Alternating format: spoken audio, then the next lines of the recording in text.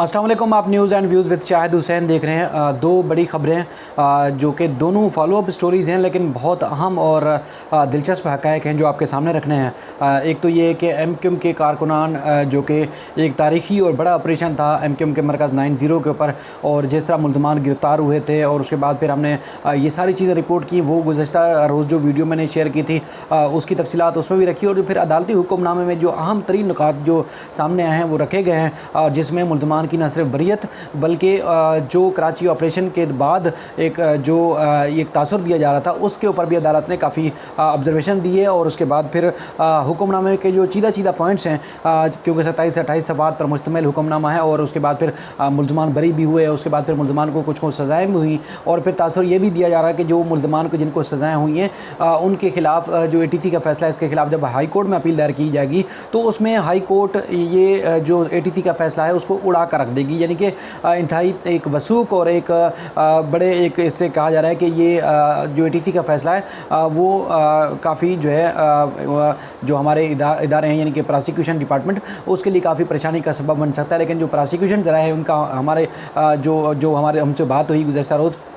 उनका यही कहना था कि जो ATC के फ़ैसले में जिन मुल्ज़मान को बरी करार दिया गया, चूँकि मुल्ज़मान हाई प्रोफाइल जो मुख्तलिफ़ दहशतगर्दी के मुकदमात में सज़ा याफ्ता भी हैं और कुछ के ख़िलाफ़ केसेस के ट्रायल भी चल रहे हैं और उनके ख़िलाफ़ शवाहिद भी थे, तो ATC ने शवाहिद को नज़रअंदाज किया। तो उनके ख़िलाफ़ जो ATC का फ़ैसला है, जो मुल्ज़मान की बरियत थी, उस बरियत के फ़ैसले को अपील में हाई कोर्ट में चैलेंज किया जाएगा। यानी कि रियासत जो है जो सरकार है वो ATC के फ़ैसले को MQM के जो कारकुनान के हक़ में आया था उसको चैलेंज करेगी। इसकी तफसीलात मैं आपके सामने रखता हूँ, लेकिन इससे पहले जो एक बड़ी स्टोरी है कुछ दिन से, जिस तरह सईद गनी और जो पीपल्स पार्टी के जो लोग हैं वो क्रेडिट लेते हैं मुख्तलिफ़ चीज़ों के ऊपर, लेकिन मैं क्योंकि अदालती रिपोर्टिंग करता हूँ एक एक चीज़ बिल्कुल वसूख के साथ, एक शवाहिद के साथ और सबूतों के साथ कोशिश करता हूँ कि आपके सामने रखूँ। तो वो मेरे पास कुछ और पॉइंट्स हैं जो कि सईद गनी साहब जिस तरह कह रहे थे कि वो तालीम के मामले पर और स्कूलों को जो है वो जो बंद थे उनको खोल रहे हैं, तकरीबन 1600 से ज़्यादा स्कूलों को। तो उसकी तफसीलात मैंने आपके सामने रखी थी कि आज खुद नहीं खोल रहे, अदालती दबाव के ऊपर, अदालती हुक्मनामे की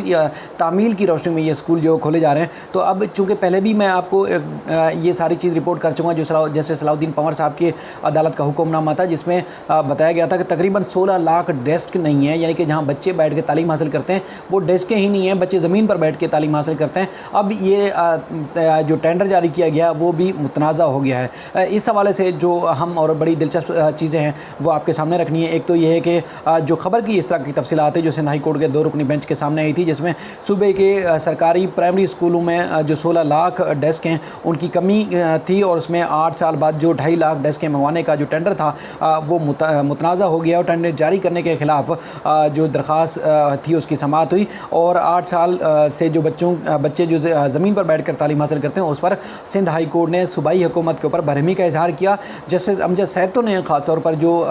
रिमार्क्स से इंतहाई सख्त रिमार्क्स दिए, उन्होंने अपने रिमार्क्स में कहा कि बताएं आखिर इस किस्म की जो नाअहली है हुकूमत की उसका जो वो इस तरह की नाअहली हुई क्यों, और ये किसकी नाअहली है, उसमें मतलब यानी कि जो महकमा तालीम है उसकी नाअहली है, सूबाई हुकूमत की नाअहली है, आखिरकार इसका ज़िम्मेदार है कौन। जैसे हम जैसे तो ये भी कहते हैं कि 8 साल से बच्चे ज़मीन पर जो है वो बैठ कर तालीम हासिल करते हैं, इसका ज़िम्मेदार कौन है, अपनी नाअहली की सज़ा जो है बच्चों को क्यों दी जा रही है, और अब आपकी वजह से बच्चे 8 साल से ज़मीन पर बैठ कर तालीम हासिल करते हैं। अदालत ने इंतहाई सख्त और इंतहाई जो रंजीदा भी हुई और सजनेज भी की जो हुकाम पेश हुए थे उनकी, और जो महकमा तालीम है उनकी जानिब से कहा गया कि 16 लाख में से 2.5 लाख जो है वो डेस्क जो है वो उनकी ख़रीदारी की जा रही है, उसके लिए टेंडर जारी किया गया था। लेकिन जो निजी कंपनी उनकी जानिब से कहा गया है कि सूबाई हुकूमत की जानिब से मनपसंद, देखिए जहाँ ख़रीदारी का और जहाँ टेंडर का मामला आता है तो वहाँ पर मनपसंद की बात ज़रूर आती है, यानी कि जहाँ से ज़्यादा कमीशन मिलता है, जहाँ से कमीशन की जो ज़्यादा उम्मीद होती है उसको फिर मनपसंद कंपनी को जो है वो ठेके दे दिए जाते हैं सरकारी। तो इसमें भी बड़ी दिलचस्प बात सामने आई है कि जो निजी कंपनी है उसने टेंडर को चैलेंज किया था सूबाई हुकूमत को जो डेस्क मंगवा रहे, तो उसमें यही कहा कि 2.5 लाख डेस्क मंगवाने की जो ख़रीदारी का टेंडर है वो शफाफ नहीं है, मनपसंद कंपनी को जो है वो टेंडर जारी किया गया है, और 16 मार्च को जो जारी करदा टेंडर है उसको कलअदम करार दिया जाए। अब अदालत ने कहा कि ये जो आखिर 8 साल के बाद जो टेंडर जारी किया वो भी मुतनाज़ा हो गया है, जिसमें जस्टिस मोहम्मद अली मज़हर ने भी कहा कि अब क्या इक़दामात हुकूमत कर रही है, इसके हवाले से हमें खुद जो है वो परेशानी का सामना है। अब हुक्म दें तो क्या हुक्म दें, क्योंकि इस तरह की चीज़ों में काफ़ी अदालत परेशानी अदालत को भी काफ़ी ये सोचने पर मजबूर हो जाती है कि एक तो ये ज़ाहिर किया जाता है कि अवामी मफाद के मामले में ये किया जा रहा है, लेकिन बुनियादी तौर पर उसमें देखने में आता है या तासुर ये मिलता है कि कहीं ना कहीं कमीशन किकबैक या रिश्वत के एवज़ जो है वो टेंडर जारी किए जाते हैं। उसके बाद ज़ाहरी तौर पर अवामी मफाद के मामलात होते हैं, लेकिन बुनियादी तौर पर वो कमीशन खाने के जो वजह भी करार दी जा सकती है। तो अदालत ने एक तो कहा कि 1-2 माह में 2.5 लाख जो डेस्क हैं उसकी कार्रवाई मंगवाने की जो कार्रवाई है वो मुकम्मल करें, और 8 साल से कुछ नहीं किया तो अब क्या करेंगे। अदालत ने बड़ी दिलचस्प बात की है और कहा कि महकमा तालीम जो है, इसके अलावा जो तालीम के हुकाम हैं वो डेस्क मंगवाने की जो कार्रवाई है वो तेज़ करें, और उसके बाद महकमा तालीम से आइंदा समात पर 2.5 लाख डेस्क से मुताल्लिक जो टेंडर था उसकी शफाफियत से मुताल्लिक भी अदालत ने तफसीलात तलब की है। ये बड़ी अहम चीज़ थी। और उसके बाद जैसे दूसरी मैंने आपके सामने खबर रखी थी कि इंसदादी दहशतगर्दी की अदालत ने गुज़श्ता रोज़ MQM के जो मुल्ज़मान थे, जिनके ऊपर इंतहाई जो कह सकते हैं कि संगीन नौइयत के इल्ज़ामात थे, उस पर अदालत ने मुल्ज़मान को जिस तरह 13 को बरी किया था, 13 को सज़ा दी थी, उसमें तफसीलात जो वो सामने आई है। उसमें अदालत ने अपनी ऑब्जर्वेशन जो दी है 9-0 पर ऑपरेशन के बाद, उसकी तफसीलात कुछ इस तरह की हैं, जिसमें कहा है कि प्रोसिक्यूशन की खामियों और गलतियों को समझने के लिए कराची के हालात को समझना होगा। वफाकी और सूबाई हुकूमत कराची में क़याम अमन के लिए जो है ठोस मनसूबाबंदी नहीं बना सकी हैं। मुल्की मैशियत को अरबों रुपए देने वाला जो कराची है वो मेगा सिटी है, बड़ा शहर है। बदतरीन हालात में आवाम की जो आखिरी उम्मीद है वो भी अदलिया है। अमन अमान की जो मखसूस हालत है उसमें सुप्रीम कोर्ट ने आज खुद नोटिस लिया था, उसको सुप्रीम कोर्ट को आज खुद नोटिस लेना पड़ा, और कराची में रेंजर्स का ऑपरेशन भी सुप्रीम कोर्ट के हुक्म के बाद ही शुरू किया गया था। 9-0 पर ऑपरेशन में 9-0 पर जो केस था, ऑपरेशन था, उस केस में मुल्ज़मान को जो है वो शक का फ़ायदा मिलता है। अवान बम और राइफ़ल ग्रेनेड जो है वो लॉन्चर के बगैर जो है वो किस काम के, यानी कि वो लॉन्चर के बगैर चलते नहीं है, ज़ेर इस्तेमाल नहीं आते, क्योंकि ये दावा किया गया था कि अवान बम और लॉन्चर जो है वो MQM के मरकज़ यानी कि जो उससे मुत्तसिल था खुर्शीद बेगम मेमोरियल हॉल, वहाँ से बरामद हुए। लेकिन उसमें ये चीज़ें बरामद तो हुई, लेकिन उसके लिए लॉन्चर नहीं था, यानी कि गोली मौजूद है और उसके बाद अगर बंदूक नहीं है तो फिर वो गोली किस काम की है, ये अदालत ने ऑब्जर्वेशन में कहा है। और ऐसा ही हुआ है वहाँ पर, जिसकी वजह से मुल्ज़मान को जो फ़ायदा हुआ, अदालत ने फ़ायदा दिया और उनको जो है वो बरी किया है। अदालत ने अपनी अगली ऑब्जर्वेशन में कहा है कि खुर्शीद बेगम मेमोरियल हॉल में किसी मुलज़िम से लॉन्चर जो है बरामद नहीं हुए। बम डिस्पोजल स्क्वाड ने तस्दीक की कि बग़ैर लॉन्चर के राइफ़ल ग्रेनेड जो है वो किसी इस्तेमाल नहीं किया जा सकता। धमाका खेज़ मवाद के मुकदमात में मुल्ज़मान को शक का फ़ायदा पहुँचता है। पुलिस और प्रोसिक्यूशन अपना काम ठीक करें तो अदालतों को जो वो ठीक करें तो अदालतों को ज़िम्मेदार नहीं करार दिया जाएगा। प्रोसिक्यूशन और तफ्तीश की खामियों से मुल्ज़मान छूट जाते हैं। महकमा दाखिला ने जो MQM के मरकज़ से बरामद हुए थे 62 हथियार, उनके लाइसेंस की तस्दीक की। खुर्शीद मेमोरियल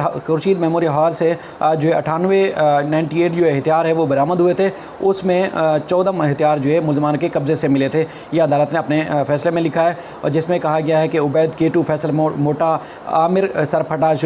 शबीर अहमद और फरहान मुल्ला समेत 13 मुल्ज़मान को इन असला बरामदगी के केस में जो सज़ा सुनाई दी जाती है, और जो दीगर मुल्ज़मान हैं उनको अदालत ने बरी किया, उसमें शक का फ़ायदा दिया। और ख़ास तौर पर जो अमान बम और धमाका खेज़ मवाद का इल्ज़ाम था वो किसी एक मुल्ज़िम पर भी साबित नहीं हुआ, और असले का जो मुकदमा है गैर कानूनी असले का, उसमें इन 13 मुल्ज़मान के ऊपर साबित हुआ। और जो अदालत ने कहा कि ये जो बरामद किया गया असला है और बारूद वो जो एक मालखाना है सरकार का, उसमें अदालत ने कहा कि जमा कराया जाएगा। अब ये जो मुल्ज़मान जो सज़ा याफ्ता हैं, इनके वकला का कहना है कि इन ATC का फ़ैसला चूँकि हक़ाइक़ के बरअक्स है, और जो वहाँ पर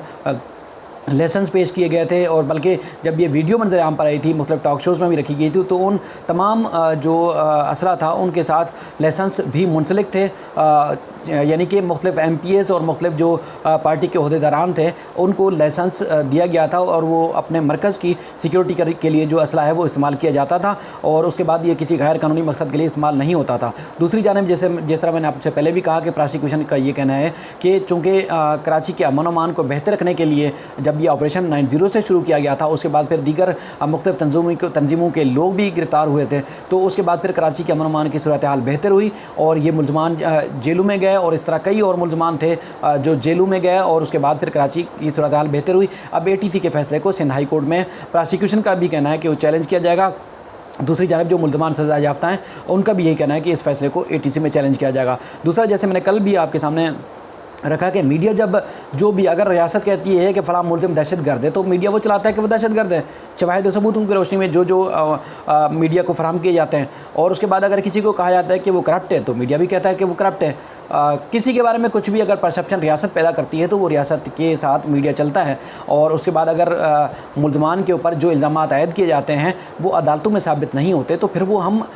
इस चीज़ को भी ज़िम्मेदारी समझते हैं कि वो चलाई जाए, बल्कि चलाना हमारा हक़ बनता है कि जिस मुलज़िम के ऊपर जो संगीन नोयत के इल्ज़ामात लगाए गए थे वो साबित नहीं हुए तो फिर प्रोसिक्यूशन की समझ लें कि नाकामी, केस आपका मजबूत होगा। मुलज़मान से चीज़ें बरामद भी होती हैं, पुलिस मुकाबले या दहशतगर्दी की वारदातों में मुलव्वस भी होंगे, लेकिन उसको अदालत में साबित करना जो है वो प्रोसिक्यूशन का काम है या रेंजर्स या किसी और इदारे के काम नहीं होता रियासत का, बल्कि सूबाई हुकूमत का जो एक प्रोसिक्यूशन का डिपार्टमेंट है उसका होता है। तो अगर वो इल्ज़ाम साबित नहीं कर पाती प्रोसिक्यूशन तो फिर मीडिया वो खबर नशर करता है। तो उसके बाद फिर मीडिया को धमकियाँ जो दी जाती हैं वो शायद मुनासिब अमल नहीं है। अगर मीडिया को धमकियाँ देकर अगर ख़बर रुकवा कर हालात बेहतर हो सकते होते तो एक अरसा दराज से ये मामलात चलते आ रहे हैं तो आज मुल्क के हालात ठीक होते। खबर रुकवाने से मुल्क के हालात अच्छे नहीं होते, बल्कि अच्छे काम करने से ही मुल्क के अच्छे हालात हो सकते हैं। धमकियाँ ज़ाहिर दी जाती हैं। अगर मैं भी वावेला शुरू कर देता, जिस तरह पहले भी आपके वीडियो में आपके सामने रखा कि शायद मैं कर चुका होता कि हमें भी धमकियाँ दी गई कि रेंजर्स की या प्रोसिक्यूशन की नाअहली को क्यों सामने रखी और मुलज़मान की बरियत का जो मामला है उसको क्यों उठाया। लेकिन हम ये नहीं करना चाहते क्योंकि रियासत के साथ खड़े हैं और हम मुल्क और कौम के लिए ही काम करते हैं, अपनी ज़ात और अपनी फ़ायदे के लिए कोई काम नहीं करते। उम्मीद करता हूँ ये वीडियो आपको पसंद आएगी और ये जो मामलात हैं, इस तरह के मामलात जो हैं वो आपके सामने मैं शफाफ और ठोस शवाहिद की बुनियाद पर सामने रखता रहूँगा। अपने मुल्क और कौम का ख्याल रखिएगा। देखते रहिए news and views with Shahid Hussain.